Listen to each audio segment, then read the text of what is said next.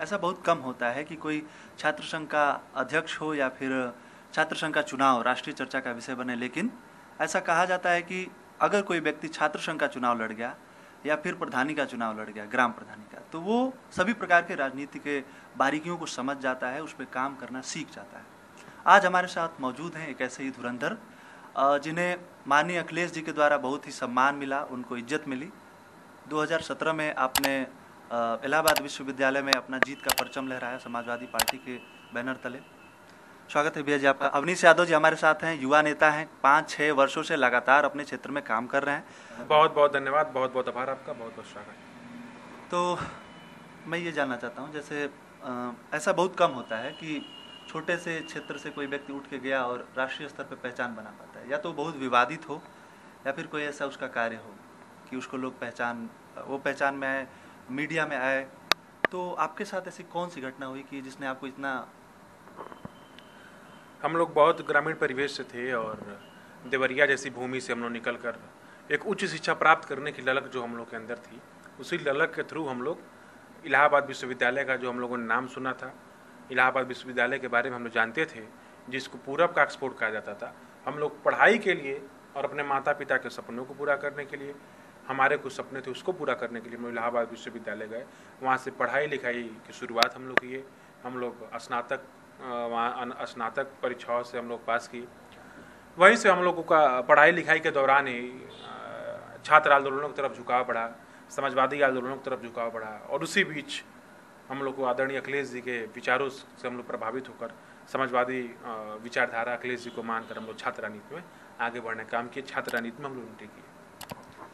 आपको ये कब लगा कि मतलब एक आपने कहा कि पढ़ाई में भी आप ठीक ठाक थे, तो IAS PCS नंबर बन गए, इंजीनियर, डॉक्टर, सबका सपना होता है कि कोई IAS बने, डॉक्टर बने, इंजीनियर बने, लेकिन आपके मन में क्यों लगा कि मतलब इसमें राजनीति में आकर आप बढ़िया कर सकते हैं? देखिए, जब हम लोग भी इलाहाबाद पढ़ने गए तो हम लोग के भी आंखों में सपना था कि हम लोग IAS बनेंगे, IPS बनेंगे, यही सपना था।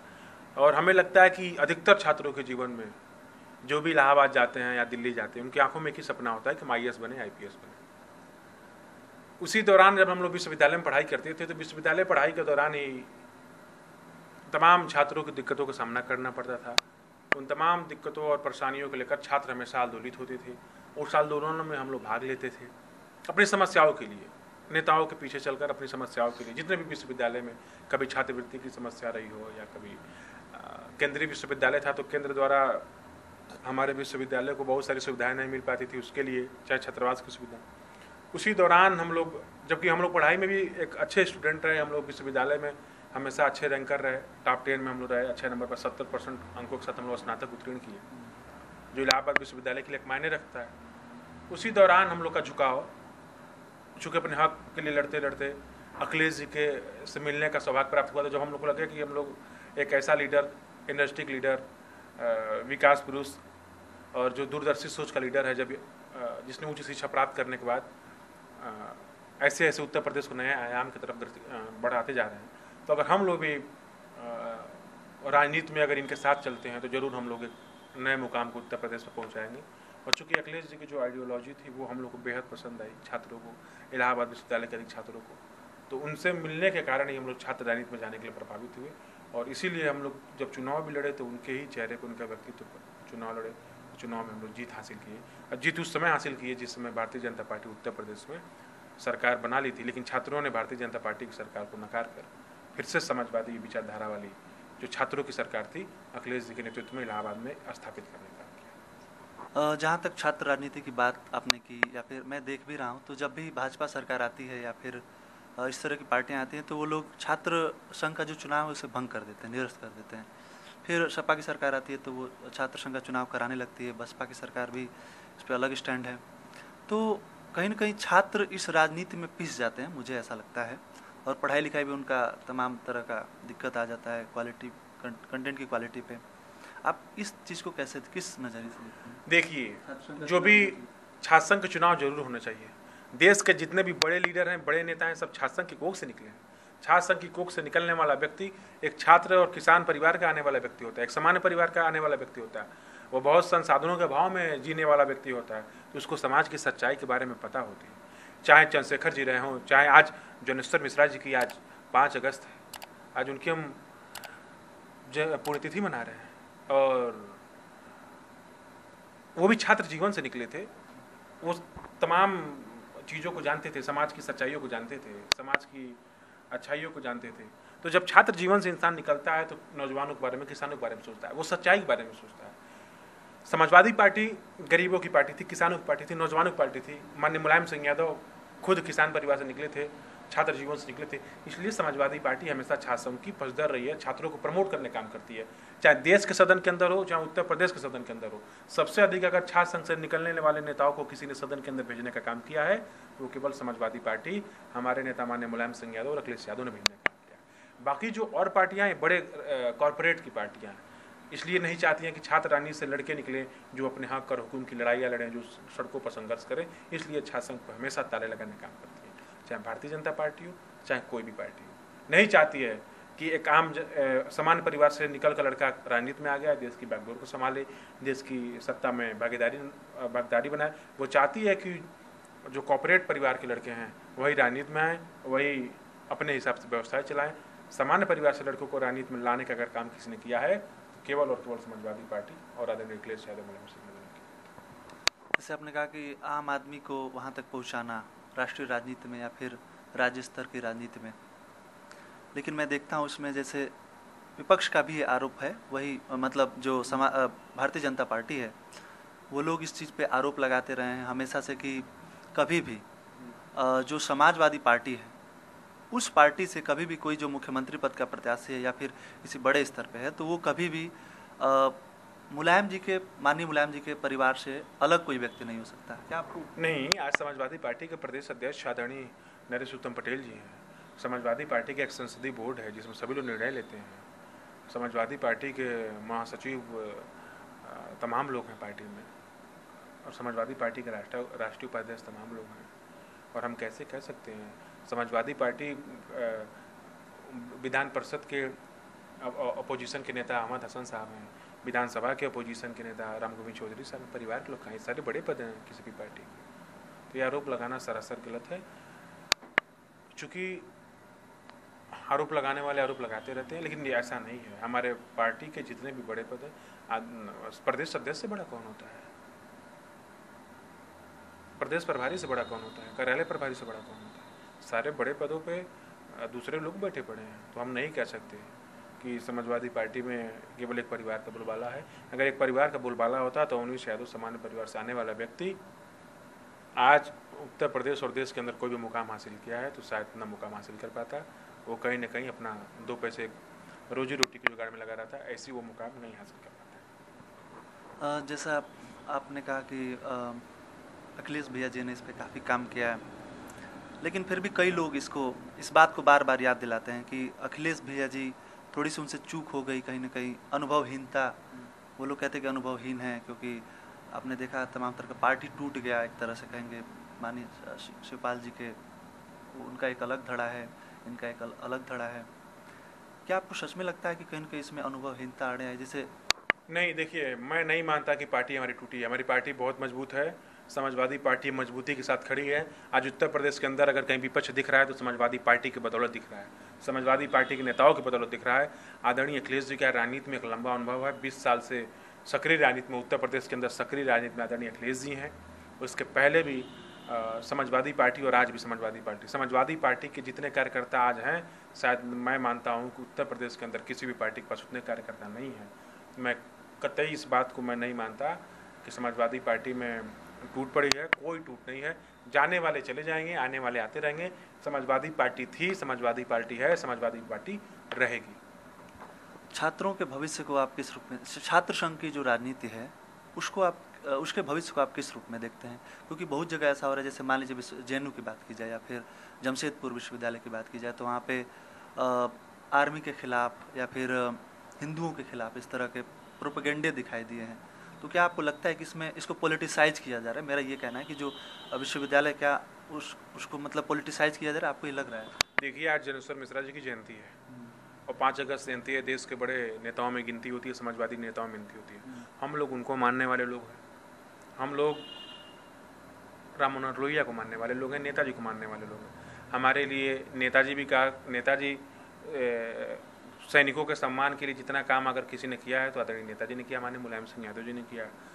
तो जो आज आरोप लग रहे हैं कि विश्वविद्यालयों में ये केवल विश्वविद्यालयों को समाप्त करने की साजिश है कि विश्वविद्यालयों को समाप्त कर दो, विश्वविद्यालयों को ख़त्म कर दो। क्योंकि विश्वविद्यालयों में, चूँकि विश्वविद्यालय एक ऐसी जगह है जहाँ पे ग्रामीण परिवेश के अंदर जो एक सामान्य परिवार का लड़का है जिसके अंदर एक प्रतिभा है, जो अपनी प्रतिभा के बदौलत विश्वविद्यालयों में जाता है, उससे शिक्षा प्राप्त करता है और उससे उच्च शिक्षा प्राप्त करने के बाद वो देश को सेवा प्रदान करता है, तो वो सबकी बात करता है, गांव की, किसानों की। तो ये सोच एक विश्वविद्यालयों में पढ़ने वाले लड़कों की होती है। सरकार चाहती है, जो वर्तमान की सरकार चाहती है कि ऐसे विश्वविद्यालयों को ताला लगा दी जाए कि ना ऐसे लोग निकलेंगे। अगर हम इलाहाबाद विश्वविद्यालय में ताला लगा देंगे, जवाहरलाल नेहरू यूनिवर्सिटी में लगा देंगे, अलीगढ़ मुस्लिम यूनिवर्सिटी में लगा देंगे, तो ना हमारे पास डॉक्टर राम मनोहर लोहिया मिलेंगे, न स्वर्गीय चंद्रशेखर मिलेंगे, न मोहन सिंह मिलेंगे, न जनेश्वर मिश्रा मिलेंगे, ऐसे लोग नहीं मिलेंगे। तब यही उद्योग जगत के लोग मिलेंगे जिनका पता ही नहीं है, किसी की डिग्री का पता नहीं है।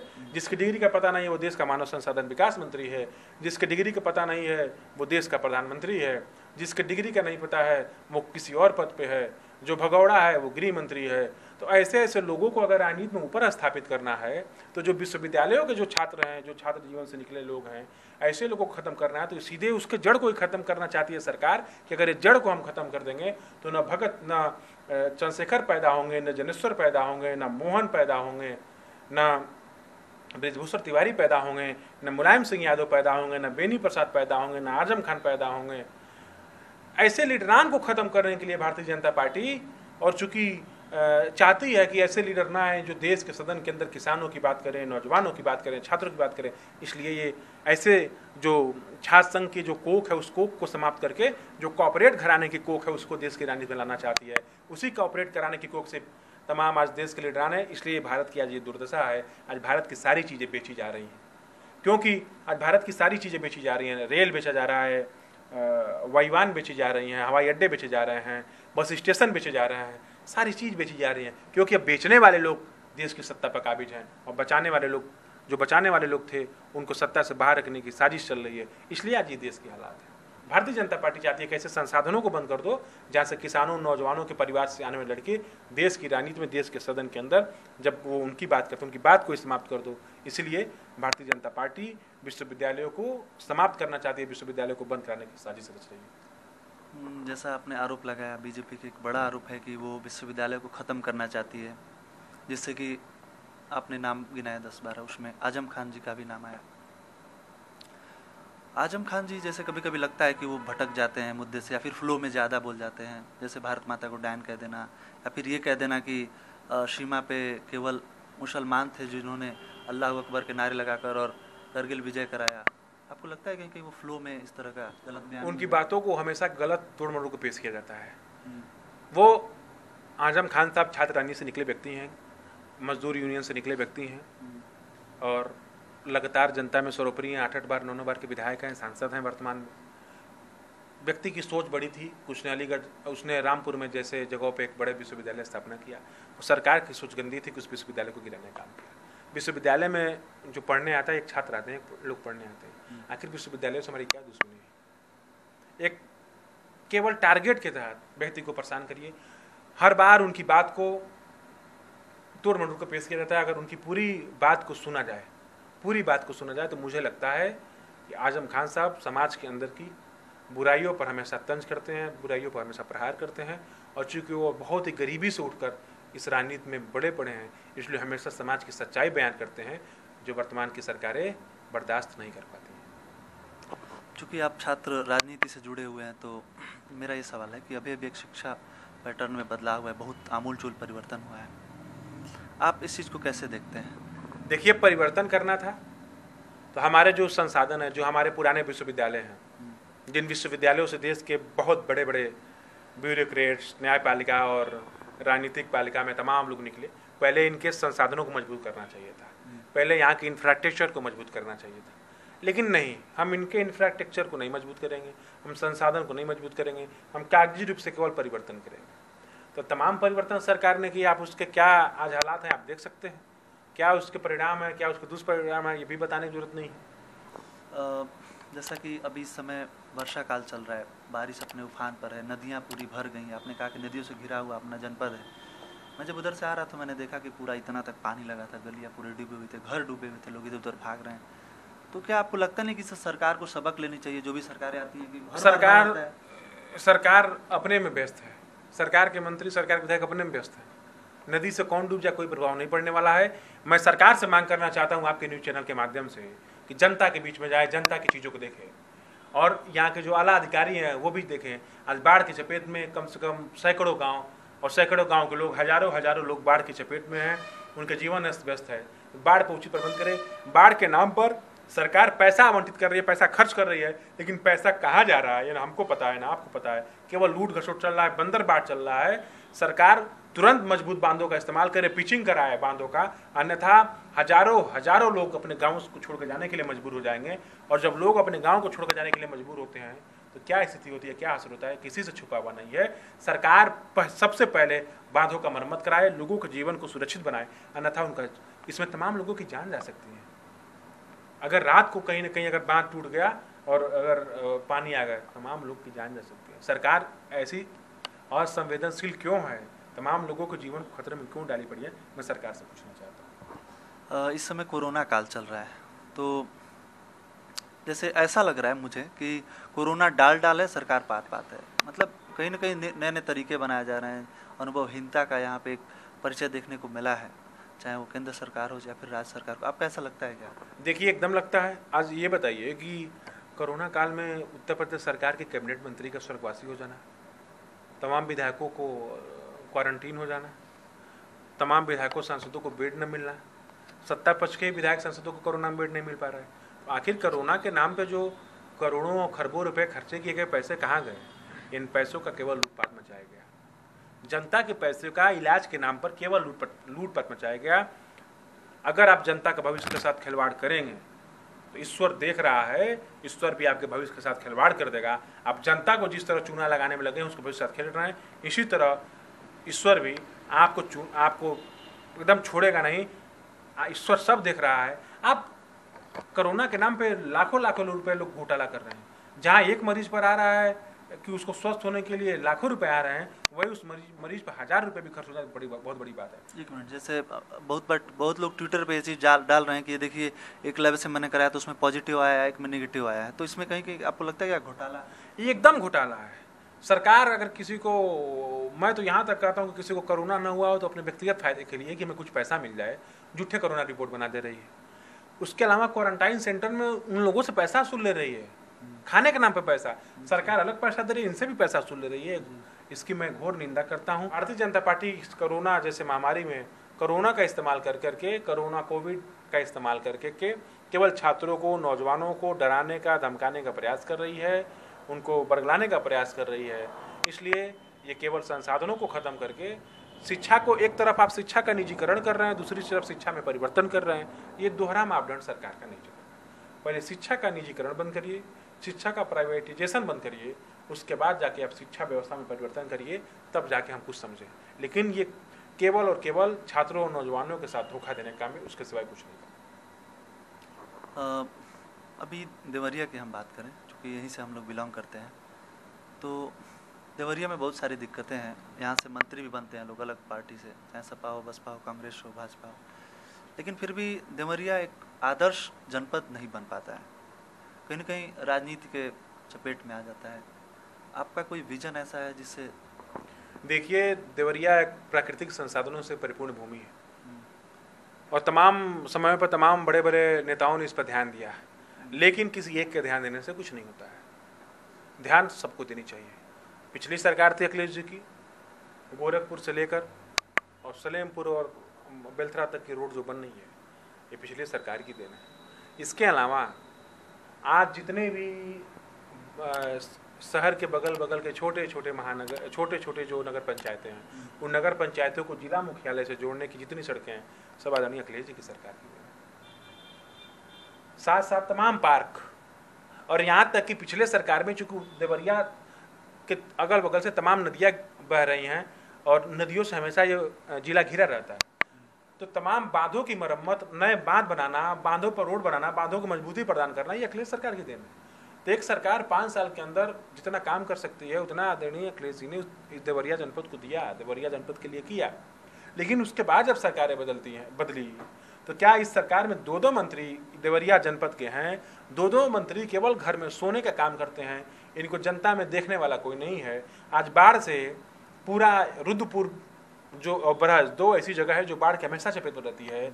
आज दोनों जगहों को मिलाकर सैकड़ों गांव बाढ़ के जद में हैं, लेकिन सरकार का कोई भी मंत्री, कोई भी विधायक को उसको कोई प्रभाव नहीं पड़ना है। वो मस्त है, वो केवल अपने आप में मस्त है, उसको नहीं प्रभाव पड़ना है कि बाढ़ से चाहे गांव बह जाए चाहे लोग बह जाए, कोई दिक्कत नहीं है।